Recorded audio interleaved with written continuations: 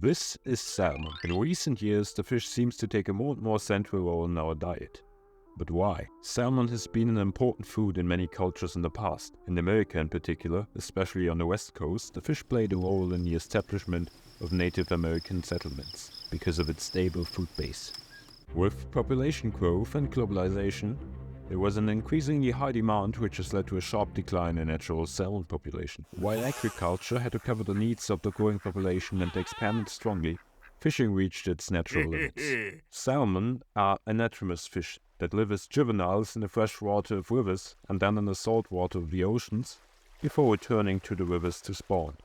The construction of dams from the 20th century onwards denied salmon access to the rivers, leading to a decline in populations.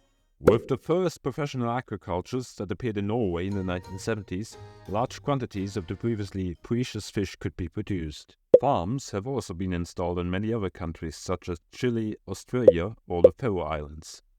The farmed salmon populations could easily be multiplied, closing the gap between supply and demand. Supply quickly outstripped demand, so new markets had to be found. Given the high consumption of fish and the use of raw fish in the form of sushi and sashimi, the Norwegians saw a gap in the market in Japan. The idea? Raw farmed salmon should be marketed as sushi. Since the Pacific salmon species in Japan were parasitically contaminated and therefore not suitable for raw consumption, the Japanese were critical of this proposal. It was only through elaborate advertising campaigns that salmon became popular as sushi in the 1990s. Compared to other livestock farms, salmon aquaculture still has a relatively good reputation. Hundreds of thousands of salmon are kept in each net cage and fed pellets of wild fish mixed with the pigment astaxanthin, which is responsible for the red coloring of the flesh.